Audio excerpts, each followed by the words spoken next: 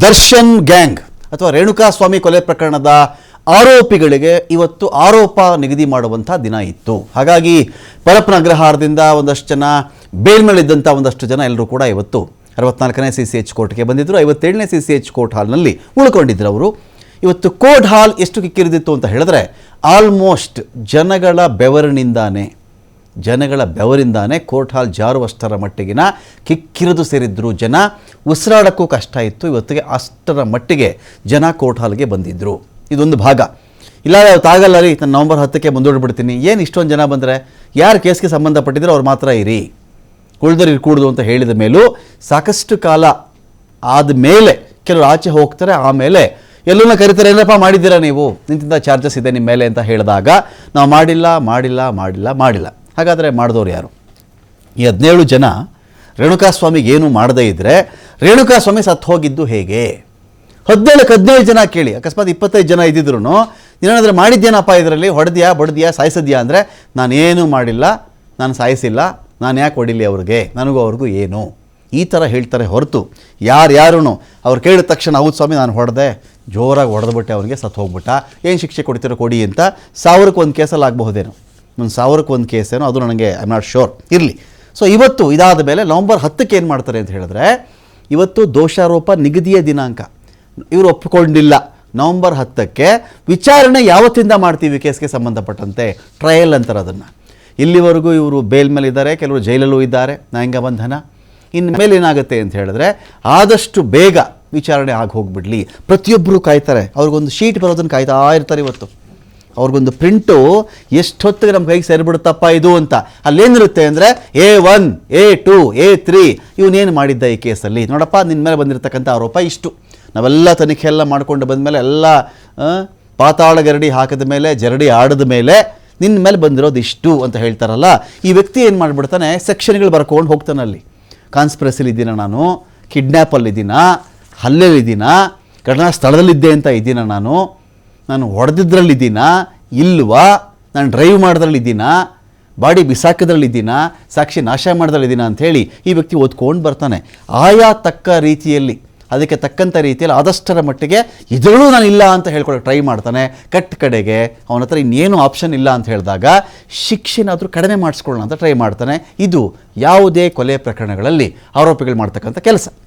ಇನ್ನು ಕೇಸ್ನ ವಿಚಾರಕ್ಕೆ ಬರೋದಾದರೆ, ಈ ಕೇಸಲ್ಲಿ ರೇಣುಕಾಸ್ವಾಮಿ ವಿಚಾರದಲ್ಲಿ ರೇಣುಕಾಸ್ವಾಮಿ ಪರ ನಿಂತ್ಕೊಂಡ್ರೆ ಈ ಒಂದು ವಾದಕ್ಕೆ ಎಷ್ಟು ವೆಯ್ಟೇಜ್ ಬರುತ್ತೋ ಅದೇ ರೀತಿಯಲ್ಲಿ ಕೆಲ ಆರೋಪಿಗಳ ಪರವಾಗಿ ನಿಂತ್ಕೊಳ್ತಕ್ಕಂಥ ವಕೀಲರಿಗೂ ಕೂಡ ಅಷ್ಟೇ ವೆಯ್ಟೇಜ್ ಎನಿಸುವಂಥ ಪಾಯಿಂಟ್ಗಳಿದೆ.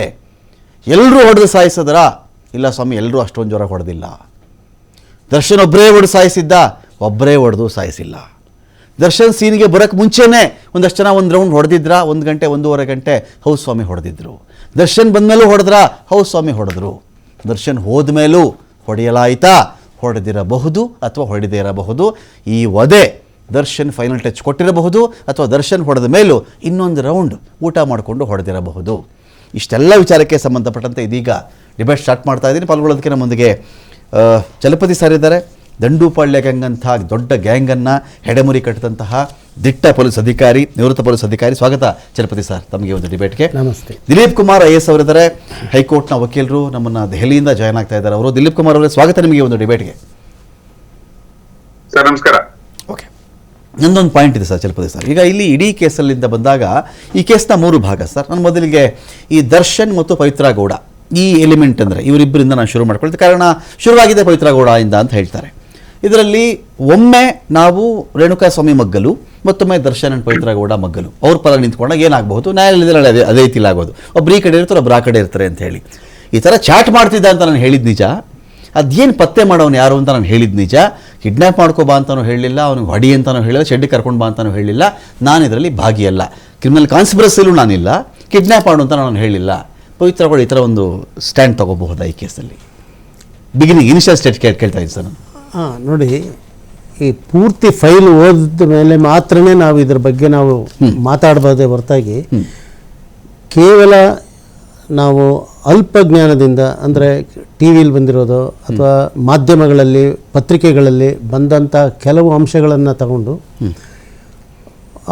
ನಾವು ಅದನ್ನು ಓದಿ ಅದೇ ಚಾರ್ಜ್ ಶೀಟ್ನಲ್ಲಿದೆ, ಅದರಲ್ಲೇ ಈ ಸೆಕ್ಷನ್ಸ್ ಫಿಕ್ಸ್ ಮಾಡಿದ್ದಾರೆ ಅಥವಾ ಅವರು ಈ ಕಾರ್ಯಗಳನ್ನು ಮಾಡಿದ್ದಾರೆ, ಈ ಕೃತ್ಯಗಳನ್ನು ಮಾಡಿದ್ದಾರೆ ಅಂತ ನಾವು ಊಹೆ ಮಾಡೋದು ತಪ್ಪಾಗ್ತದೆ. ಪೂರ್ತಿಯಾಗಿ ನಾವು ಈ ಒಂದು ಎಲ್ಲ ಈ ಚಾರ್ಜ್ ಶೀಟ್ ಸರಿಸುಮಾರು ಒಂದು ನನಗೆ ಗೊತ್ತಿದ್ದಂಗೆ 4400 ಪೇಜು 500 3391 ಪೇಜ್ ಅಂತ ಹೇಳ್ತಾರೆ ಸರ್. ಇರಲಿ 3400 ಅನ್ಕೊಳ್ಳಿ ಆಯ್ತಾ? ಇಲ್ಲ, ನನಗೆ ತಿಳಿದಿರೋದು 4500 4400 ಪೇಜು ಏನೋ ಇದೆ ಅಂತ ಕೇಳ್ಪಟ್ಟಿದ್ದೀನಿ.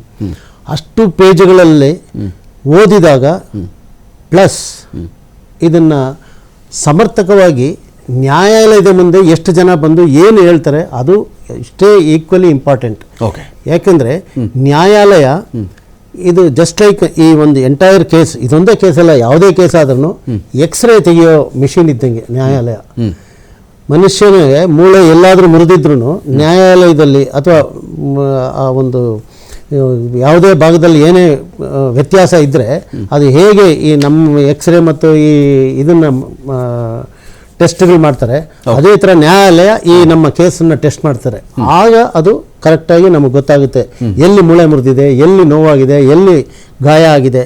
ಅದೇ ರೀತಿ ನ್ಯಾಯಾಲಯ ಮಾಡೋದ್ರಿಂದ ನಾವು ಫೈಲ್ ನೋಡಿದಿರ ಪವಿತ್ರ ಗೌಡ್ರ ಪರವಾಗಿ ಮಾತಾಡೋದಾಗ್ಲಿ ದರ್ಶನ್ ಪರವಾಗಿ ಮಾತಾಡೋದಾಗಲಿ ಅಥವಾ ಬೇರೆಯವ್ರ ಪರವಾಗಿ ಮಾತಾಡೋದಾಗಲಿ ಅದು ಎಲ್ಲೋ ನಮ್ಮ ಅಲ್ಪಜ್ಞಾನನ ತೋರಿಸುತ್ತೆ ಅಂತ ನನಗೆ ಅನಿಸುತ್ತೆ. ದಿಲೀಪ್ ಕುಮಾರ್ ಅವರೇ,